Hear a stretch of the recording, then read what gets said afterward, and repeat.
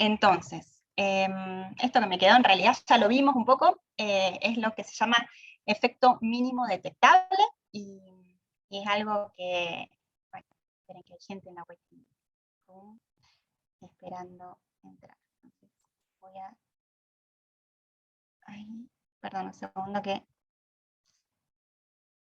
cualquier cosa, si hay alguien que no puede entrar, me avisan. Listo. Bueno, entonces, esto del efecto mínimo detectable es importante, es algo que nosotros ya vimos. De hecho, la fórmula que les voy a mostrar ahora es la misma que vimos para poder definir el n, pero ahora vamos a tener el n dado y vamos a ver cuál es el efecto mínimo que podríamos detectar con ese tamaño de la muestra, ¿sí? Entonces, yo ya les dije que, bueno, que la potencia de la prueba es algo muy importante. Nosotros por ahí nos enfocamos demasiado en el error de tipo 1 y no tanto en la potencia de la prueba, pero la potencia de la prueba es algo muy importante. ¿Por qué? Porque justamente es lo que nos va a permitir, ¿sí?, poder verdaderamente rechazar la hipótesis nula de ir a favor de la alternativa con mucha probabilidad cuando la alternativa sea la cierta. ¿Bien? Entonces, un test que tiene mucha potencia está bueno porque permite, ¿sí?, ir en la dirección correcta, que es rechazar la nula e ir por la alternativa, con mucha probabilidad, ¿no? Bien. Ahora, lo que pasa es que muchas veces nosotros como diseñadores no tenemos la facultad de poder elegir el n, como diseñadores de un experimento o como diseñadores de una evaluación, no tenemos la facultad de definir el tamaño de la muestra, y el tamaño de la muestra nos viene dado, y lo que uno quiere saber justamente es cuál es el efecto mínimo que, dada esa muestra, yo puedo llegar a detectar con mucha probabilidad. Y esa mucha probabilidad la voy a poner yo, ¿no? En general, lo habitual es la probabilidad deseable de poder rechazar la hipótesis nula siendo falsa, es como una potencia de 80%, ¿no? Más o menos. Entonces, la idea es saber qué tan grande es bueno, cuál es el mínimo efecto que yo puedo llegar a detectar con una probabilidad del 80%, dado mi tamaño de la muestra, ¿sí? Y eso es el efecto mínimo detectable. Muy bien. Entonces, ¿cómo vamos a saber cuál es el efecto mínimo que yo puedo detectar? Bueno, vean que acá yo les estoy diciendo ya que vino mi nivel de potencia, por lo tanto, el 1 menos beta, que es mi nivel de potencia, ¿sí?, lo voy a tener definido. Déjenme ver si puedo.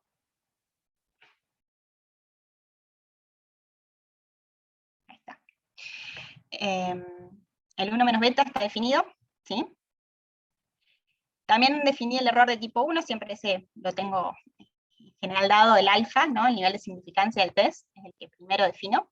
Así que otra vez acá tengo definido a mi alfa.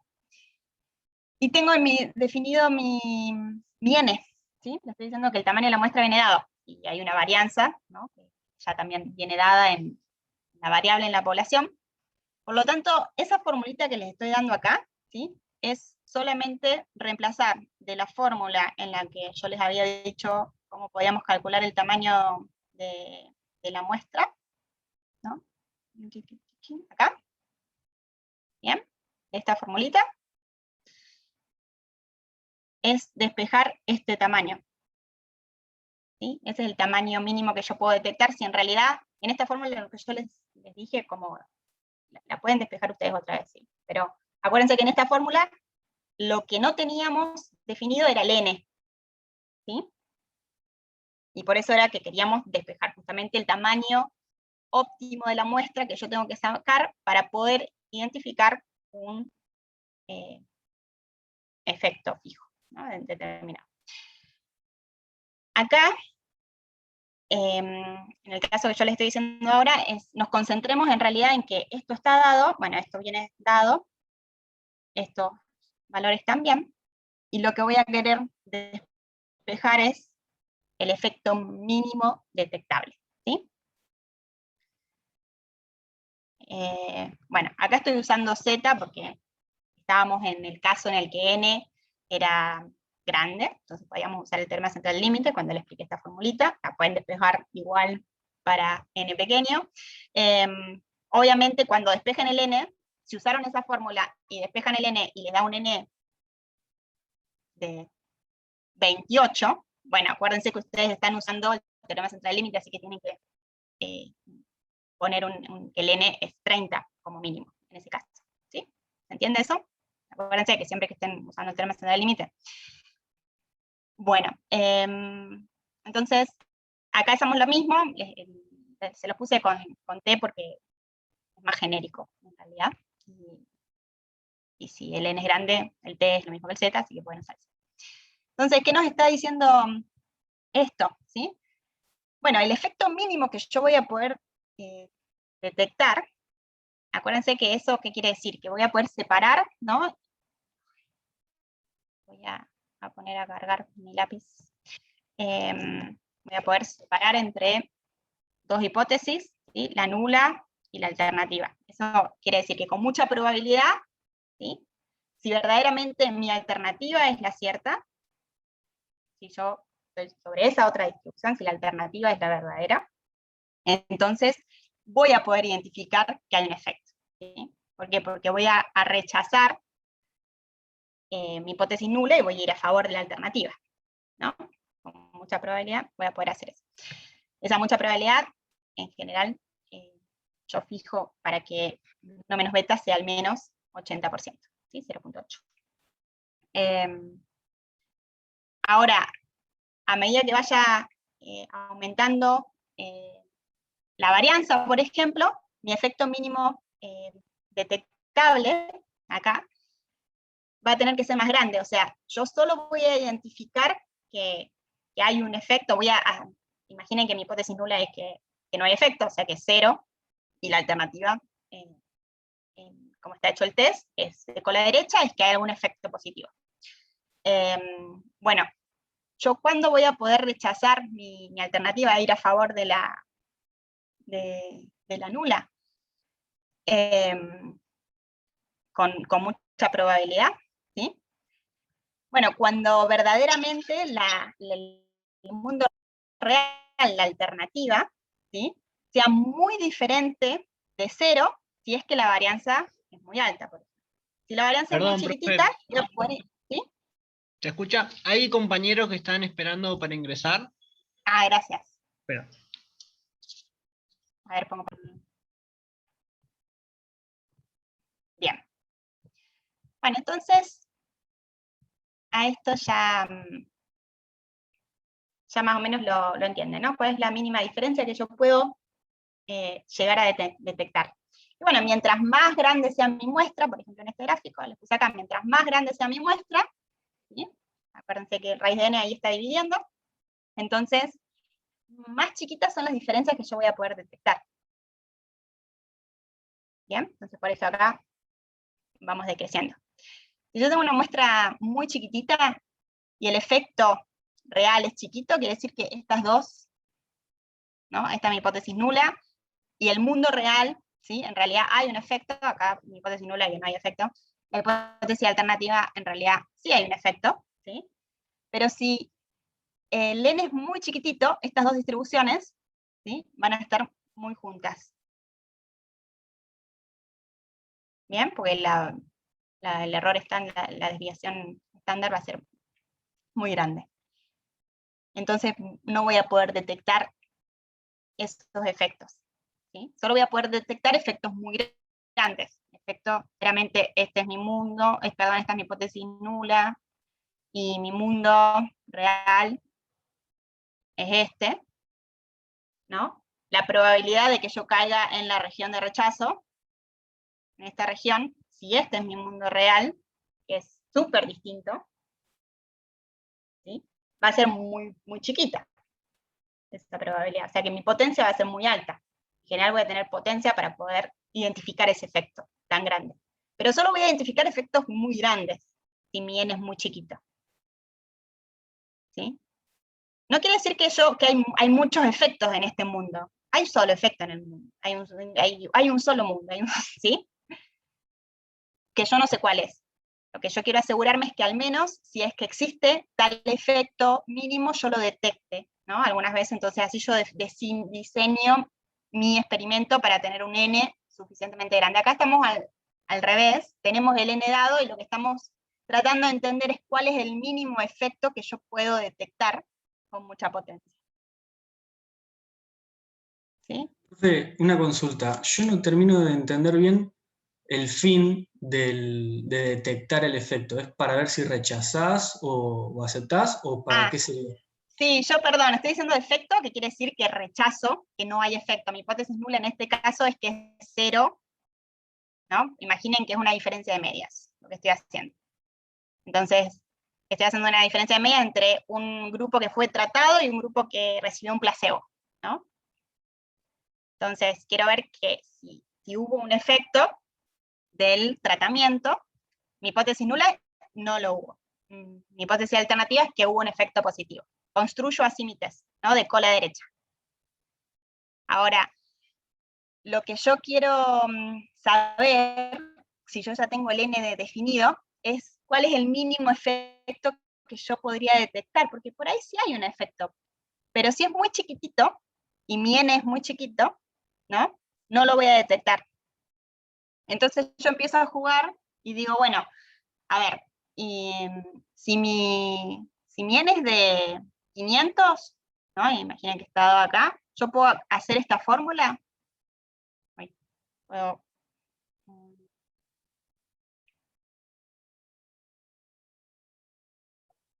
uy, puedo con esta fórmula. Para cada tamaño de n yo podría calcular el mínimo efecto detectado, ¿no? Si mi n es muy chiquitito, entonces yo ya sé, por ejemplo, que no sé, que es 50, yo ya sé que, aunque si hay un efecto, pero el efecto es menor de 0.8, acá estamos en desvíos estándar, que es menor de 0.8, ya al menos con menos del 80% de probabilidades que yo voy a poder detectar eso. ¿Qué quiere decir detectar? Es que voy a rechazar la hipótesis nula si verdaderamente el efecto es de 0.8. Eso quiere decir que estoy en este mundo 0 acá, y en realidad mi mundo real es esta segunda. Esto es lo que, si este fuera verdaderamente el mundo, ¿no? Lo que estoy queriendo decir acá es que un n igual a 50, por ejemplo, esto acumula 80%. ¿Sí? Digamos, te sirve para ver si realmente rechazaste correctamente o si le erraste porque no lo podés llegar a ver, digamos. En realidad, esto yo no tomé ninguna decisión todavía. Yo, fíjate que acá no les estoy diciendo, yo saqué una muestra y me cayó en la zona de rechazo o no sé qué. Eso va a ser una decisión que yo después voy a tomar cuando saque la muestra y voy a ver si cae en la zona de rechazo o no de rechazo. Pero yo antes de sacar la muestra, puedo calcular, ¿no? ¿Cuál es el mínimo que yo puedo detectar? Porque todos estos valores yo los tengo antes de sacar la muestra. ¿Sí? Acá estamos asumiendo que conozco sigma.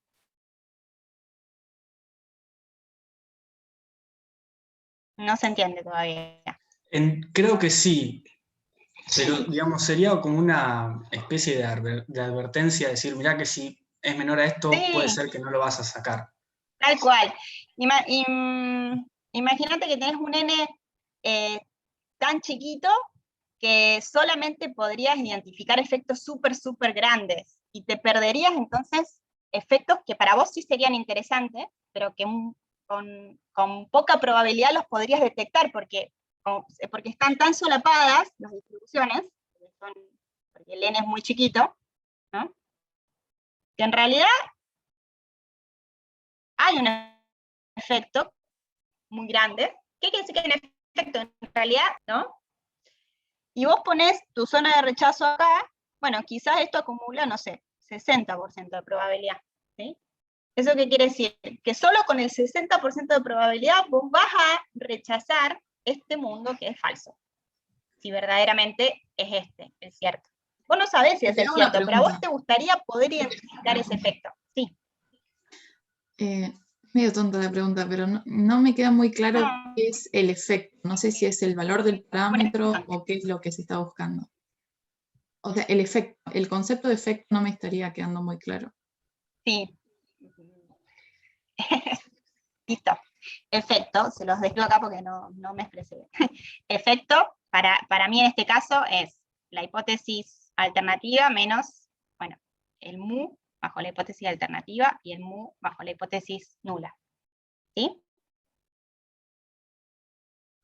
Listo, gracias. Está muy bien la pregunta. Nosotros en general vamos a buscar efectos de políticas, ¿no? En general, o ustedes, digamos, como economistas, no van a ir midiendo la sangre, ¿no? Si los rulemanes funcionan, ¿no? Lo que van a querer entender es si, de última, si subió, bajó la inflación, o si una política tuvo un efecto positivo o negativo sobre la redistribución del ingreso, sobre la pobreza, sobre lo que quieran. Entonces, por eso yo hablaba mucho de efecto. Pero está bien que hablen de efecto, porque yo justo acá lo que les quería mostrar es esto que en la literatura económica le llamamos efecto mínimo detectable. Por ahí la palabra efecto viene mucho de evaluación de impacto de política.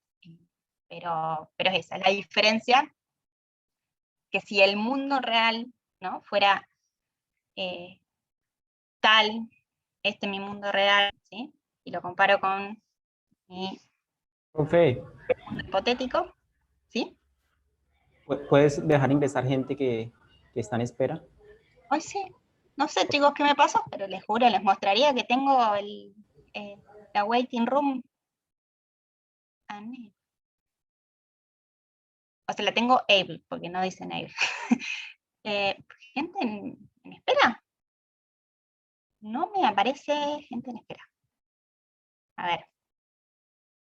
¿Ahora hay gente en espera? Voy a poner pausa. Ahí, muy bien.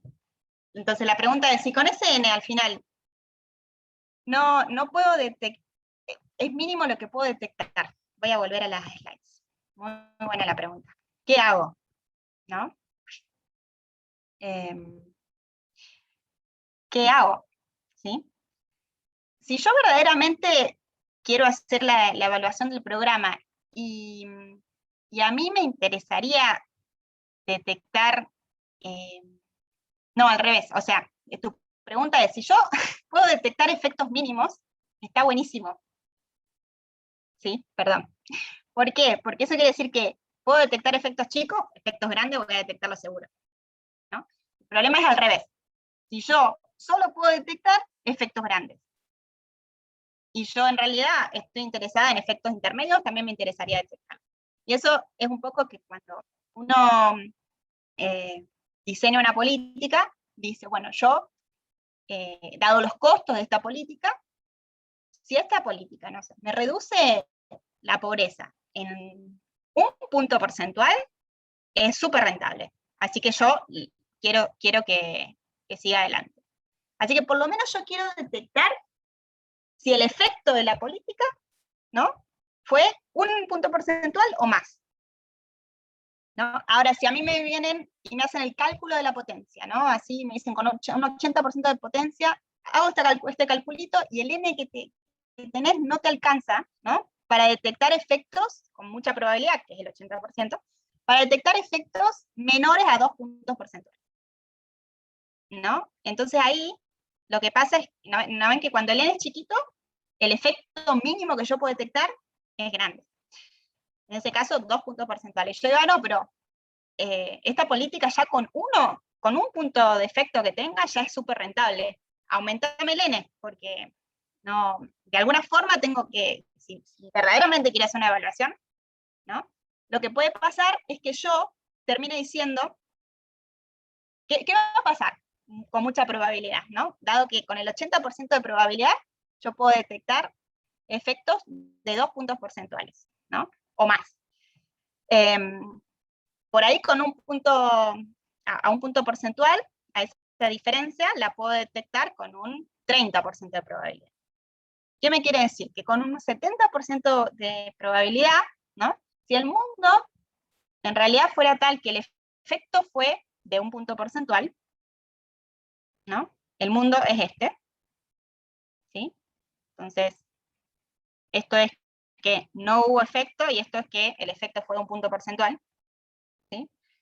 Lo que yo les estoy diciendo, si es que pongo mi alfa, no sé, del 5%, por ejemplo, hago los cálculos de potencia, y para eso, ¿qué quiere decir? Les acabo de decir que esto, bueno, esto era 30%. Creo que le inventé un valor así recién. ¿Qué quiere decir? Que con un 70% de probabilidad yo voy a caer en valores que están en la zona de no rechazo, siendo mi mundo real esto. ¿Sí? Esto entonces me acumula 70%.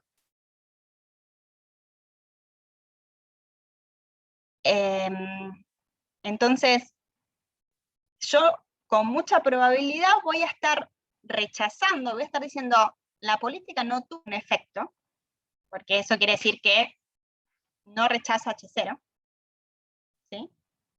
La puedo decir, voy a ir más a favor de la nula que de la alternativa, es decir, la política no tuvo un efecto, ¿sí? Cuando en realidad sí lo tuvo. Es decir, si el efecto fue de un punto porcentual, con una probabilidad del 70% yo me voy a estar equivocando. Y voy a estar diciendo que algo que yo creo que es súper valioso ya si es de un punto porcentual el efecto, voy a estar diciendo esta política no tuvo efecto, listo, la tiremos para abajo, ¿no? Entonces estos son los costos de, obviamente que hay políticas tan importantes que hay que evaluarlas muy bien, y eso siempre. A ver, acá me pongo así como ya militante, ¿no? Ahí, uno tiene que evaluar, de alguna forma siempre tiene que evaluar las políticas, porque hay muchas políticas que cuestan mucho, mucho dinero, ¿sí? Y uno tiene que evaluar cuál es el impacto de esas políticas. Y lo tiene que contrastar con el costo. Y uno puede hacer unos cálculos, ¿no? De alguna forma el diseñador de políticas tiene una función de utilidad detrás y puede decir, bueno, con todo esto que me cuesta, esta política me cuesta $1.000 millones, bueno, yo quisiera que aumente el ingreso de la población en al menos $1.000 millones, ¿no? Y si, entonces quiero detectar al menos ese efecto, ¿sí? Que bueno, $1.000 millones suena mucho por ahí, pero era para exagerarles. Entonces uno tiene que al menos poder detectar ese efecto. Y bueno, hay políticas que obviamente uno se puede gastar un montón de dinero en hacer una buena muestra con un N muy grande, porque los costos de equivocarse son muy grandes, ¿sí? Y verdaderamente querés identificar esos efectos. Porque no detectar, si pasamos, no sé, invertimos $1.000 millones y el efecto fue de $2.000 millones, y yo no puedo detectar ese efecto de $2.000 millones, entonces sería una gran equivocación, ¿sí? Y bueno, esto es una exageración, uno puede ir a políticas más chiquititas, obviamente, pero verdaderamente las políticas que están en juego en Argentina, en el mundo, digamos, hay muchos programas que son muy caros, y obviamente que esos programas pueden tener un efecto positivo, pero uno no solamente tiene que medir el efecto, después lo tiene que comparar con los costos para poder tomar una decisión y decir, no, está bien, esta política tiene un efecto positivo, pero quizás esa plata estaría mejor dedicada en otro lado, o quizás esa plata no alcanza a cubrir los costos. Y bueno, entonces hay que sacar la plata de ahí. Para esas cosas, ¿no? Uno tiene que hacer este tipo de evaluaciones y tiene que diseñar las evaluaciones bien, porque muchas veces, si diseña una evaluación en la que tiene poca potencia, puede estar no rechazando algo que en realidad sí tiene un efecto. ¿Se entendió la palabra efecto acá entonces ahora? Sí, ahora sí. Necesitaba más un ejemplo para entender mejor. Buenísimo. Muy bien. hay un montón de evaluaciones, para quien quiera que les mande una evaluación de impacto, después les puedo mandar, pero nosotros los economistas también hacemos muchas evaluaciones chiquititas por ahí, con la idea después de escalarlas. Pero bueno, no quiero gastar mucho tiempo acá en esto, porque yo creo que la primera clase los motivé un poco con esta idea de los premios Nobel del 2019, ¿no? Que hacen evaluaciones controladas, aleatorias controladas, en las que en general hacen muchas evaluaciones de pequeños proyectos, o sea, esta gente ganó el premio Nobel de Economía, ¿sí? Así que no les llame tanto la atención. Les voy a decir ejemplos de qué hacen. Por ejemplo, ¿cómo afecta en los ingresos laborales de las personas a largo plazo el hecho de darle pastillas para desparasitar a los niños cuando van a la escuela, ¿no? En escuelas de África? Entonces, ¿se los conté este ejemplo o no? Porque uno de los 3 premios Nobel, sí se los conté. Sí, lo contó en la primera Uno de los clase. 3 premios Nobel ganó. Listo. Ese, Michael Kremer ganó el premio Nobel un poco por toda esa literatura que empezó por ese paper. Duflo tiene papers en los que evalúa el efecto de exigirles a los maestros en la India que se saquen fotos van a clase, y que se tiene que sacar una foto en el mismo lugar con todos los alumnos y que tiene que aparecer la fecha abajo. ¿Y eso por qué? Porque bueno, ellos querían encontrar cuál era el efecto de que los maestros verdaderamente vayan a darle clase a los chicos, porque muchos profesores, maestros en la India no aparecían. Los chicos tenían muy mal desempeño académico después en los exámenes generales, y querían ver cuánto de eso se veía que los maestros ni siquiera aparecían. Entonces, bueno, los forzaron de una forma y bueno, en la India era muy difícil, esto hace unos años igual, pero no había internet, no sé, entonces dijeron, bueno, lo que vamos a hacer es pedirles que se saquen una foto todos los días, en la que aparezca la fecha con la máquina de fotos, y así los vamos a forzar a que vayan a dar clases.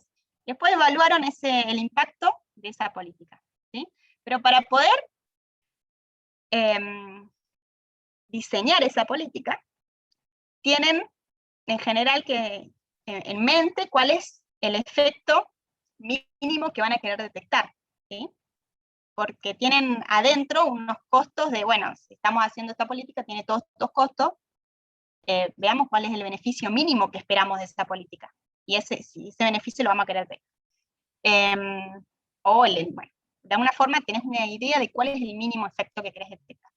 Bueno, en este caso vos podés diseñar el N, pero si vos no tenés la capacidad de diseñar el N, entonces podés calcular al revés. ¿Cuál es el efecto mínimo que yo voy a poder detectar de esta política? Y es un problema grande de los economistas y de todos los científicos, bueno, de la gente en general, que muchas veces ve un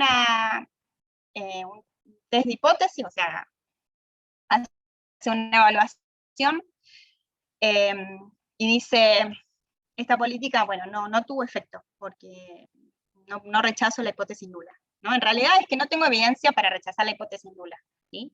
Y uno podría calcular cuál es el mínimo efecto que podría haber identificado, ¿bien? Con una potencia de tal valor. Eso lo podría calcular. Bueno, esta parte es un poco como más conceptual, pero la fórmula es ¿bien? Y la sacan igual, como le hicimos antes. Bueno, entonces, ya creo que más o menos vimos todos. Ahí está, un análisis costo-beneficio, decía Víctor, ¿no? Espero que todos hagan si llegan al gobierno o cualquier empresa donde estén. Creo que los economistas, si nos distinguimos de algo, del resto de las ciencias, es que vemos el lado de los costos también, ¿no? Obviamente yo estoy a favor de todas las políticas que hagan bien, que tengan un beneficio, pero bueno, todo tiene un costo-oportunidad, ¿no? Así que tenemos que compararlo con los costos. Bueno, ahora vamos a pasar entonces a, no sé cómo les quedó, si les quedó claro lo de test y intervalos de confianza con datos apareados, porque el otro día se los di y por ahí se los di medio rápido. No sé si quieren que hagamos un ejemplo o ya está bien. La profe el miércoles nos dejó no, ¿cuándo fue? Hace un par de semanas creo nos dejó un libro que estaba medio explicado. No sé si Perfecto. alguien lo puede Muy bien. descargar, pero si no. Yo por mí no. Uy, se te muteaste. No, yo digo que por mí no, Acá. no es necesario Listo. explicarlo. Perfecto. Muy bien. Igual es re fácil porque es lo mismo que vienen viendo con si es un... A ver, el N, lo único que se tienen que acordar es que el N acá, como son datos apareados, si tenemos dos veces, tenemos a dos personas observadas antes y después, por ejemplo, uno puede aparearlas, ¿no? A cada observación de un grupo con el otro. El N es la observación de la diferencia, ¿sí? Entonces, ¿cuántas diferencias podemos observar? Si observamos 28 veces a la misma persona antes y después, tenemos 28 observaciones, así que ese es nuestro N. Y ya está, después trabajan con la unidad de observación, es la diferencia, y hacen un test de hipótesis con una T, si el N es pequeño, usando que la variable es la diferencia, ¿no? De x1 menos x1 en, no sé, en el periodo 1 menos x1 en el periodo 0. x2, y ya está. Bueno, entonces, ¿qué vamos a ver hoy? Y déjenme que les comparta la pizarra.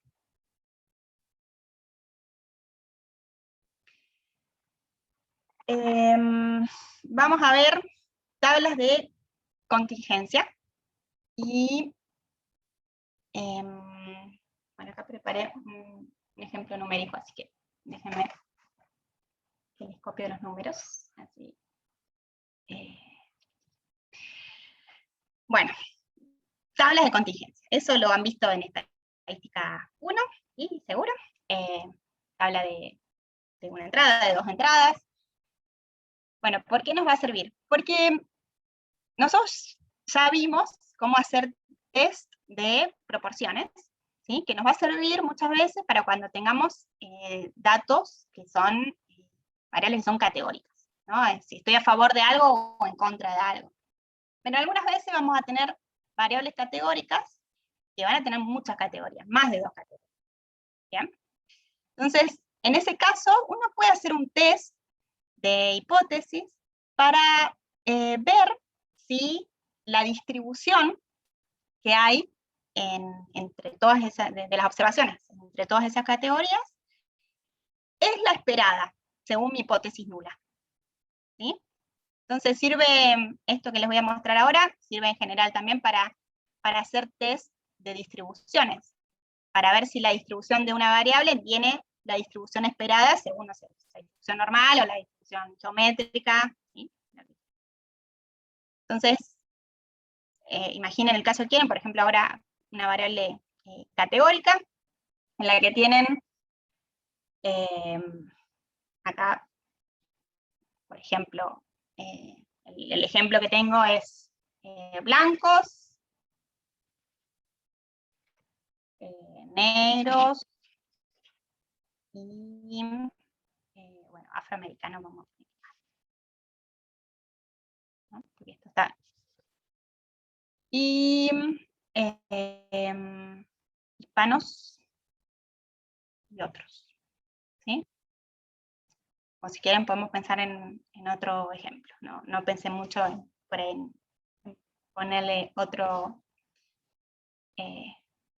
otras variables, pero uno puede decir, no sé, si son de Buenos Aires, de la provincia de Buenos Aires, del interior o de otro país, lo que quieran. Son 4 categorías. ¿Bien? Y tenemos, o sea, esto sería raza. Vamos a poner R, así esta variable la raza, y acá vamos a poner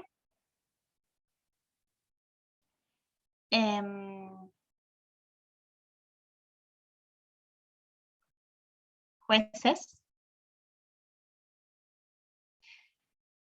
La cantidad de jueces que hay de cada una de estas razas, ¿sí?, en la justicia. Y acá vamos a poner la población. ¿Sí? Entonces, ¿qué valores tenemos? Por ejemplo, 205, 26, 25, 19. ¿Sí? En total hay 275.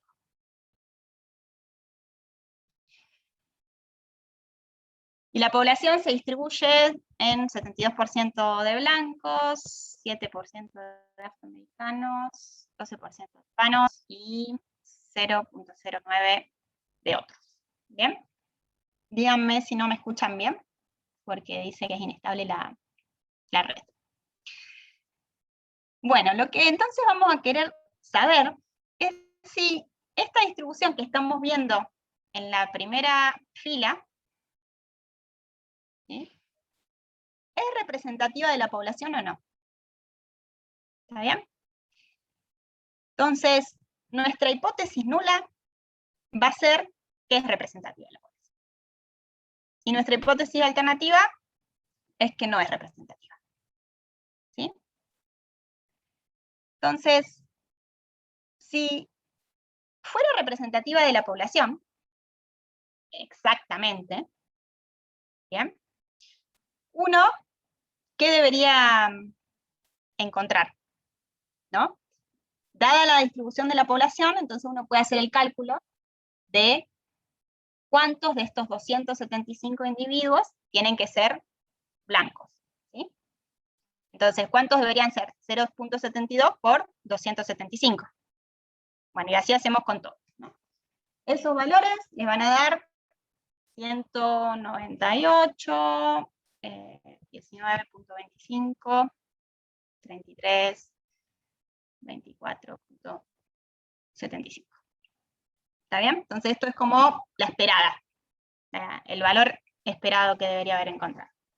Ahora, ¿yo cómo puedo juzgar, ¿sí?, que este valor que yo encuentro acá, 205, no es uno que yo hubiera sacado que hubiera obtenido, ¿sí?, de la población, si la hubiera tomado de forma aleatoria esta muestra de jueces, para formar a mi pool de jueces, ¿no? Si yo hubiera querido constituir a mi juzgado aleatoriamente de la población, bueno, capaz que me salían 205 blancos y 26 afroamericanos, ¿sí? Esa es una muestra que puede ser probable. Pero eso lo estoy diciendo yo ahora sin ningún juicio. Nosotros ya tenemos algunas herramientas para saber si esa es una distribución, la que yo observé acá, y esto vamos a poner como observada. Si esta distribución es altamente probable o es muy poco probable de obtener si en realidad fuera una muestra aleatoria. ¿Sí? Si en realidad esto fuera representativo de la población. Entonces, ¿cómo se les ocurre que uno puede hacer un test? Acá, más o menos, con algunas ideas. No van a llegar al test como es al final, pero ¿qué se les ocurriría hacer, dado los conceptos que ya tienen?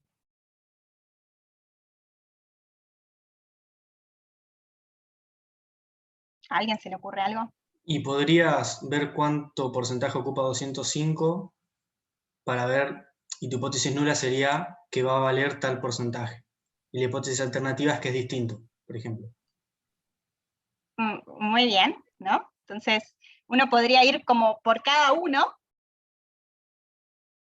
creo que es lo que dice Pablo, ¿no? E ir comparando este valor con este valor, ¿no?, que es el esperado. Y dividirlo por un poco la cantidad de gente, decías, o algo por el estilo, ¿no? Sí, como que tu hipótesis nula sea que realmente vas a obtener ese porcentaje. y que la alternativa sea, no sé si un porcentaje distinto, porque por ahí es muy exacto, sino que sea distinto de ese. Está bien, claro, muy bien. Claro, el problema es que uno, obviamente, ya sabemos que no vamos a encontrar el exacto. Lo que queremos es que el valor que encontramos sea un valor probable si en realidad, ¿no?, estamos bajo la hipótesis de que esto fue una extracción aleatoria de la población, ¿no? El valor, por ahí sacar 205 es un valor muy probable. Si sacamos 275 personas en total. O sea, nuestro N, ¿no?, son 275 personas, de esas sacamos 205. Bueno, entonces, va por ahí por lo que dice Pablo. Puedo pasar de hoja porque fui muy desprolija y... ¿sí? Pero bueno, acuérdense de los valores y si no, los pongo de nuevo. Entonces, una idea es ver cuánto se desvían, ¿no?, el valor observado del valor esperado, ¿sí?, en cada una de estas casillas. Vamos a poner J. ¿Sí? Uno ve cuánto se desvía el valor observado en cada una de estas casillas, entonces uno lo que podría hacer es sumar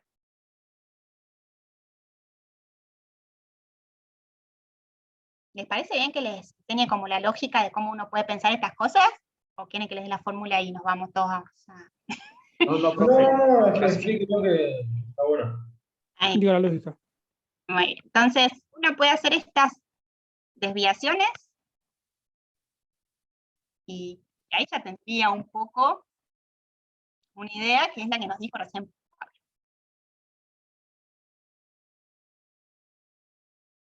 ¿No? Para cada una de estas casillas que teníamos, ¿sí?, hacemos estas rectas. ¿Así? Así. Bien. Ahora,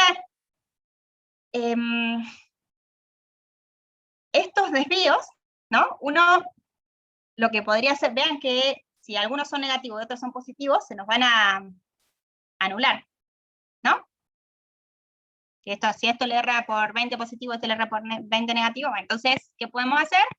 Bueno, podríamos o tomarle el valor absoluto o penalizar, y de hecho penalizamos más cuando más nos desviamos, ¿no? Entonces le tomemos el cuadrado a todos estos. ¿Sí?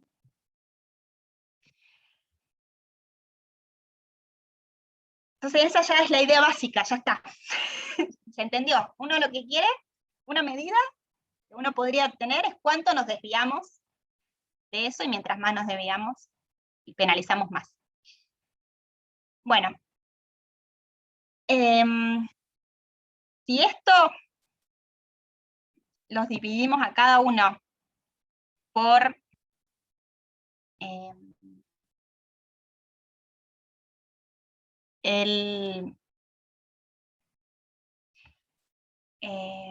no, esperen, perdón.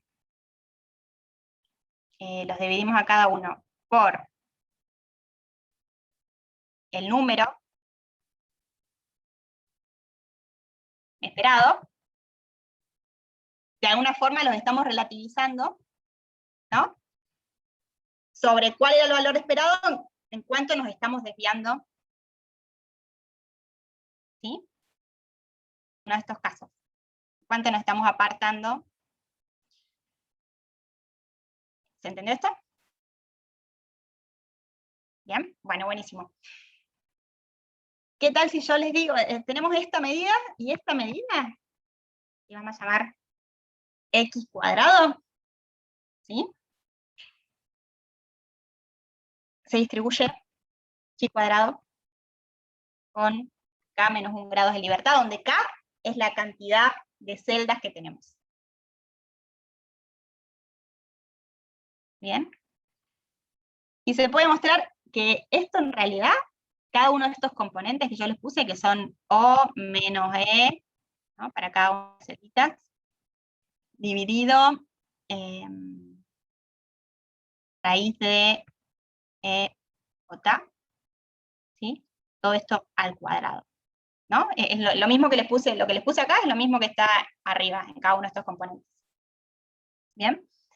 Bueno, esto es una normal. ¿Sí? Entonces tenemos suma de normales al cuadrado, y por eso se distribuye chi cuadrado. ¿Sí? Vean que al final es como que en realidad, bueno, se puede mostrar que este es el error estándar, en este caso en el que tenemos varias categorías y estamos comparando. Entonces, vean que la lógica del ejercicio es muy natural, ¿no? Y ya está, ustedes pueden pensar que en general uno hace test de hipótesis de esta forma. ¿Quiere saber cuánto se desvía de algo que es lo esperado bajo la hipótesis nula? ¿Sí? Entonces, bajo la hipótesis nula,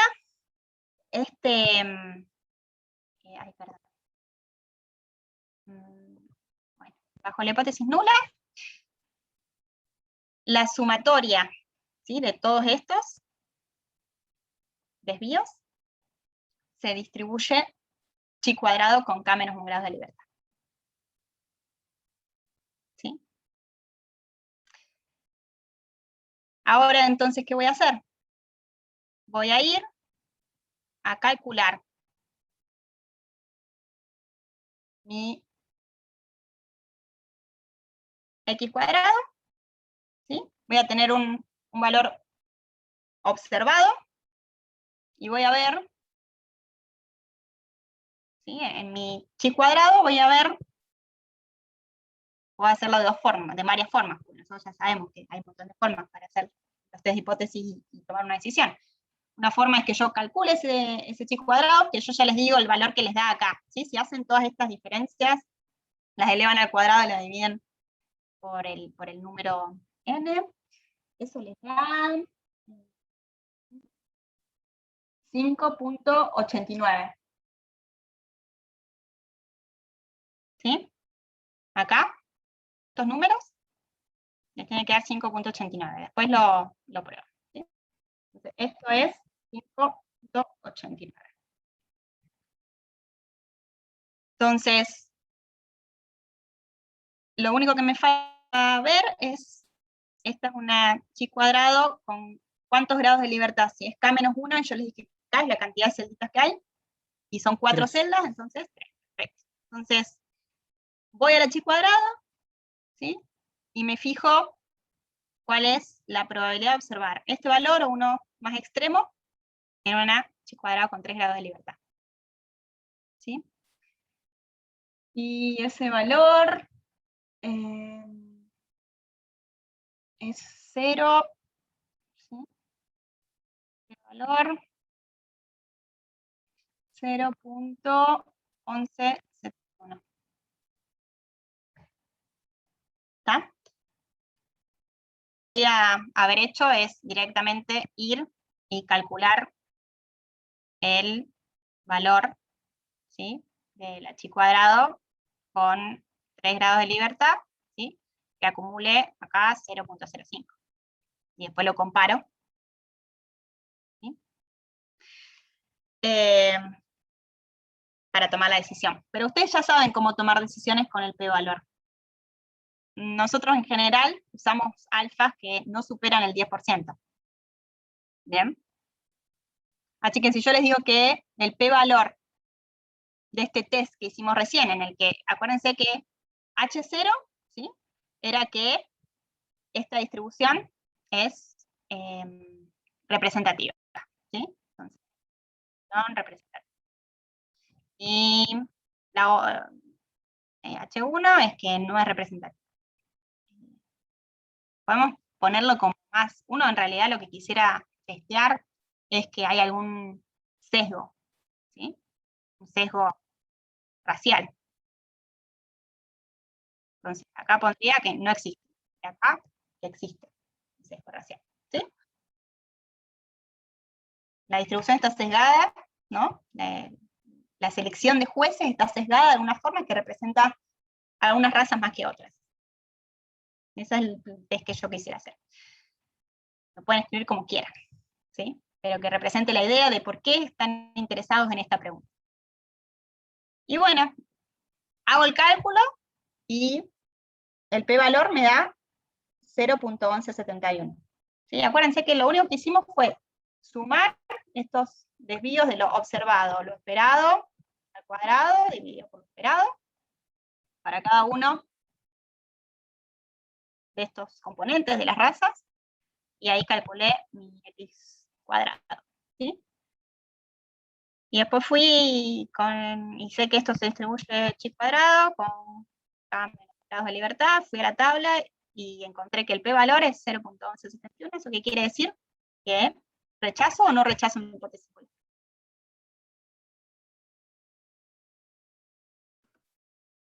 Rechazo. A ver, tiren algo. Alguien dijo rechazo. No rechazo. No rechaza, muy bien, perfecto. ¿Sí? Entonces, esta distribución, que por ahí nos llamaba un poco la atención, ¿no? En realidad, podría haber sido una distribución que nos toque si nosotros hubiéramos sacado estas 275 personas de forma aleatoriamente de la población. ¿Sí? Entonces, se dan cuenta, ¿no? Que son cosas como muy importantes que uno tiene que saber, pero hay un montón de tests que se les pueden ocurrir, obviamente, de muchas cosas. Cuando ustedes más o menos ya entienden la lógica, después ya saben entonces cómo formular un test, y bueno, si no saben cómo se distribuye algo, van y buscan un pivote, etc. Pero no nos vamos a desviar nosotros, economistas, no nos vamos a desviar mucho de lo que vimos, ¿sí? En general. Bien, ¿alguna pregunta con esto? Sí. Perfecto. Sí. No entendí por qué rechazás si el x cuadrado es 5,89 y el p-valor es 0,11. O sea, te queda a la derecha del p-valor, en la zona de rechazo. Bien, no, es que el p-valor es distinto al alfa, ¿no? Por ahí no, tenemos como varias formas de tomar una decisión. Una es esa que vos estás como proponiendo, que es definir mi zona de rechazo en base a un alfa. Si yo digo, sí, no sé, mi alfa de 0.05, puedo ir a la tabla del h cuadrado y buscar con 3 grados de libertad cuánto vale la h cuadrado, que acumula 0.05 a la derecha, ¿no? Sí. Ese valor no sé cuál es. Si quieren sacarlo ya inmediatamente, pero bueno, por ahí es 6 y pico. 7 y pico es. 7 y pico, listo. Entonces, ese valor es este, y es 7 y pico. Y entonces, una forma de tomar una decisión es comparar el valor observado, ¿sí?, con el valor crítico, que es 7 y pico. Y entonces, en ese caso, ¿cuál es la decisión? No rechazas, claro. Ahí perfecto. Entendí. Y la otra, ahí está. Y la otra forma es directamente comparar el p-valor con el alfa. Ah, claro. Ahí entendí. Estaba comparando con otro número que no era. Bien. Perdón, es que yo estuve media confusa por ahí. Gracias. Pero, de nada. Muy bien. O sea, entonces, en el segundo caso, decís que alfa es igual a 0.11.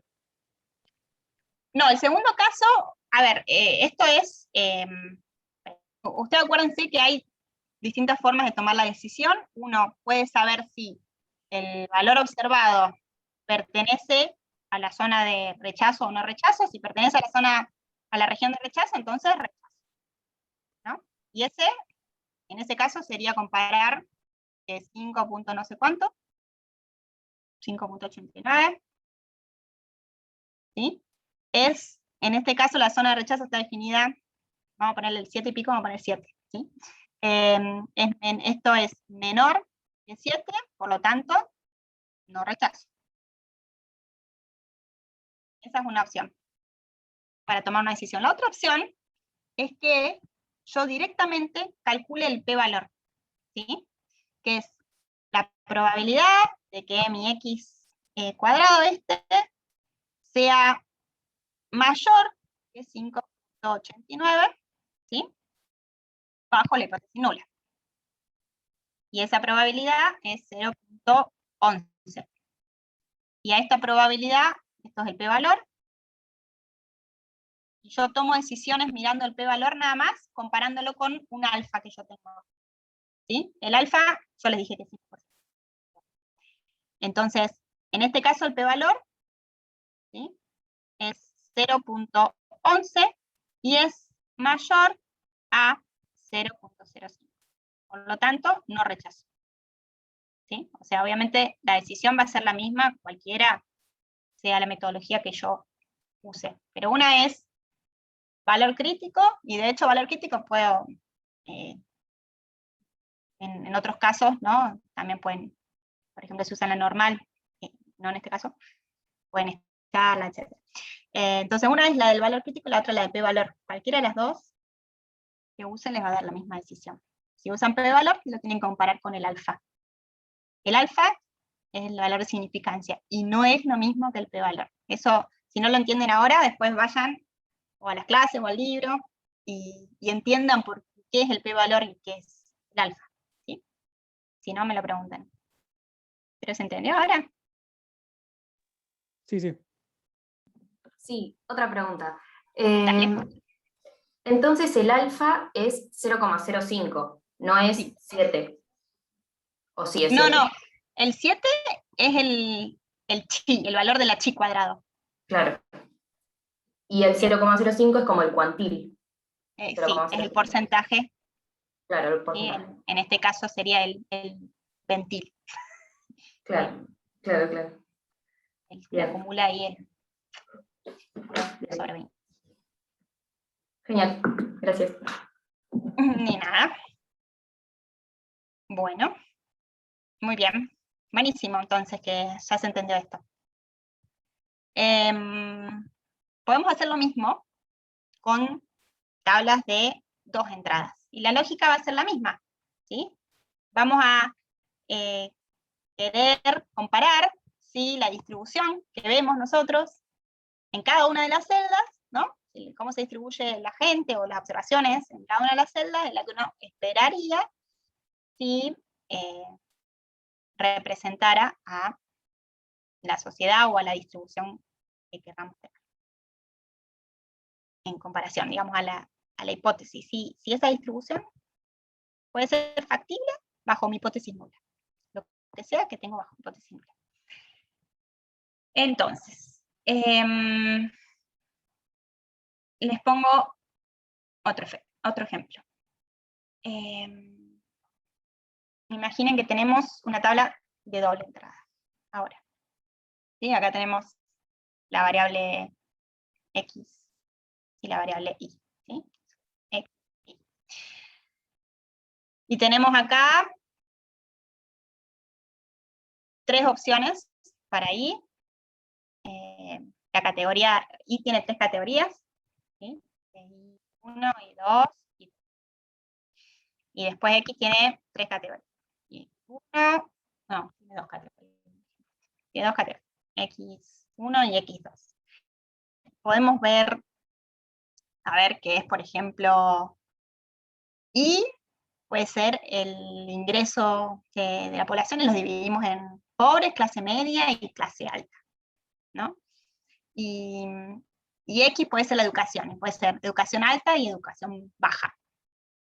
¿Sí? Entonces ustedes quieren ver si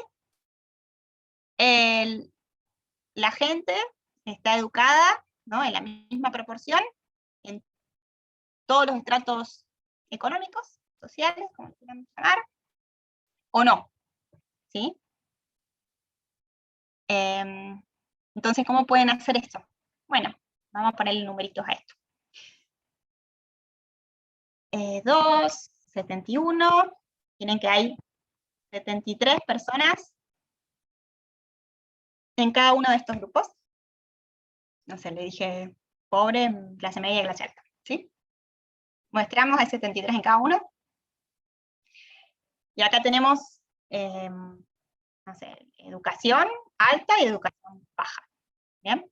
Por ahora entonces tenemos que los más pobres, ¿no? Están mucho menos educados que los más ricos, perdón, hay muchos que tienen poca educación. ¿Verdad? Hay muchos, ¿no? 71 de los 73 tienen poca educación. Vale. Ahora, uno lo que quiere comparar es un poco si esta distribución que vemos acá es la misma que vamos a ver en las otras columnas. ¿Bien? ¿Qué valores tengo en las otras columnas? Bueno, tengo 23, y tengo 36 y 37. ¿Bien? Entonces, sumemos todo esto también, ¿no? Acá tenemos los totales en fila y los totales en columna. Esto las entienden bien, ¿no? ¿Las han visto? Muy bien. Tenemos 61 personas con mucha educación, según yo lo definí. Vamos a quedarnos ahora con el X1. Y 158 con baja educación. Bien.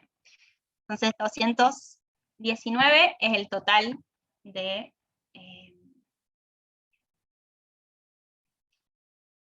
las personas. Bueno, entonces uno que esperaría, ¿no? De esta tabla, ¿qué valores esperaría que haya en esta tabla?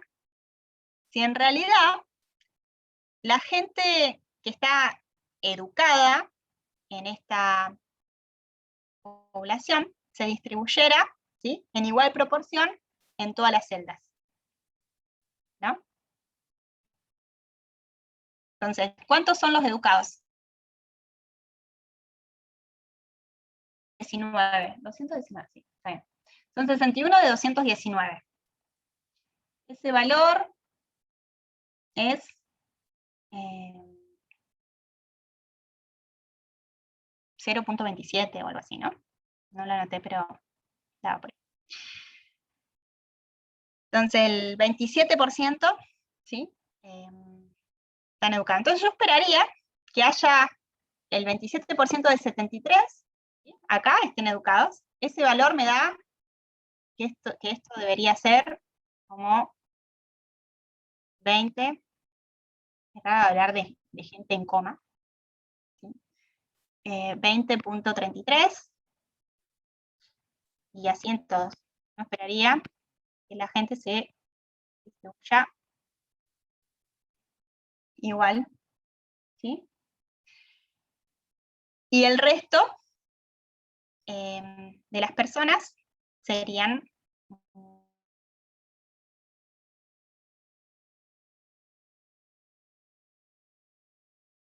entonces, a ver, tengo las cuentas. Bueno, sí, tengo las cuentas. Lo que vamos a hacer es otra vez ver los desvíos que hay entre cada uno de estos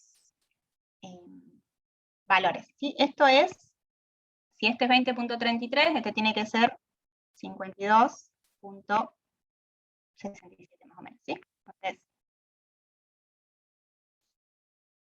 ¿hasta acá me siguieron todos? Perdón, profe, ¿esos son porcentajes o cantidad de personas? Cantidad.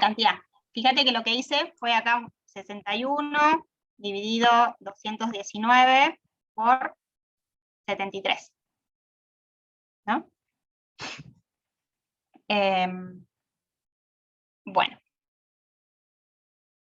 Yo ya tengo una distribución, acá se la puse a la vez, pero uno puede hacerlo, como lo hice antes, separado. Ya, podemos poner acá, ¿sí? 20.33 personas, y en realidad hay dos. 52.67 y en realidad hay 71. ¿Sí? Ya hacen lo mismo acá para cada una de estas celdas. 20, 52, 2, 3. Entonces, esta es la esperada, ¿sí? Y esta que les puse acá es la observada. ¿Está bien? Entonces hacen lo mismo que hicimos antes. Restan 2 menos 20.33, lo elevan al cuadrado y lo dividen por 20.33, porque se acuerdan que siempre la fórmula es observado menos esperado, todo esto al cuadrado, dividido esperado. ¿Sí? Entonces, acá tenemos los observados J, los esperados J, ¿sí? Hacemos la resta, la elevamos al cuadrado, lo dividimos por el número esperado, y vamos a tener otra vez un X cuadrado, que se va a distribuir chi cuadrado, ¿sí? Pero con los grados de libertad, que van a ser igual a el número de columnas, menos 1, por el número de filas, menos 1. ¿Está bien? Entonces estos son los grados de libertad del H cuadrado.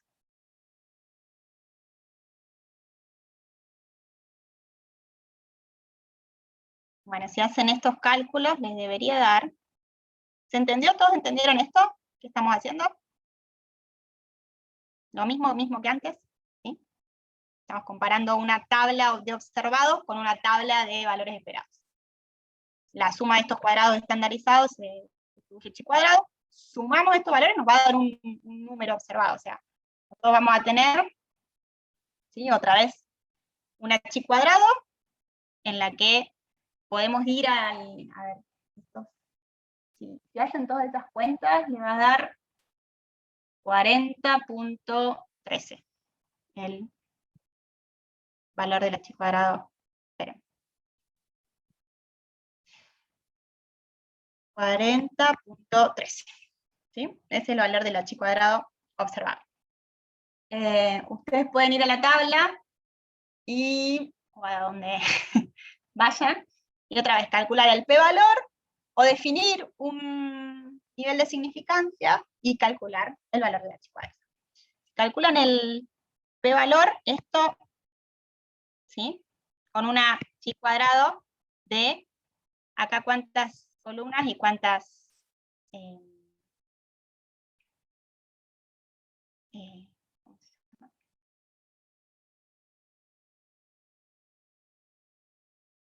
filas.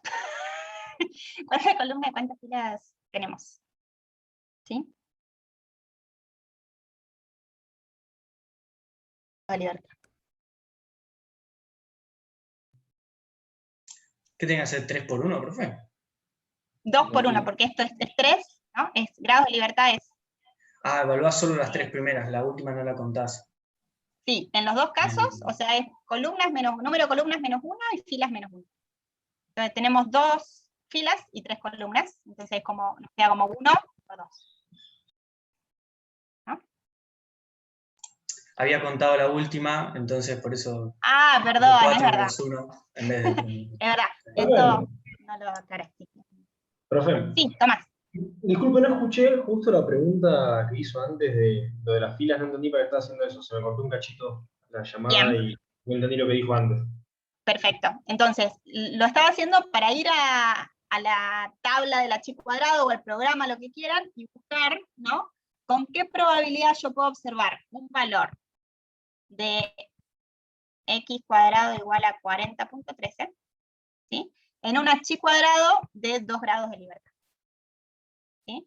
Porque los grados de libertad es igual al número de filas menos 1 por el número de columnas menos 1. Listo, perfecto, ahí está. Gracias. Profe, ¿lo acumulás a la derecha? O sea, Claro. evaluás cuando es mayor. Cuando a mí es me da mayor. que 0. No sé si yo Sí. le estaré mal o No, si tiene que darse. 0.0000001. Ah, está bien. es 0. ¿Sí?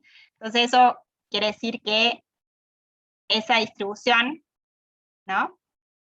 Verdaderamente no es, se puede leer como que no es independiente, la distribución de la educación no es independiente de tu nivel educativo. ¿Sí? Después ustedes en econometría van a ver otras formas de interpretar esto, pero uno ya podría decir eso que les acabo de decir, podría concluir eso con este test. ¿Está bien? Bueno, muy bien. Bueno, yo creo que los voy a dejar acá, porque no los voy a seguir, a ver,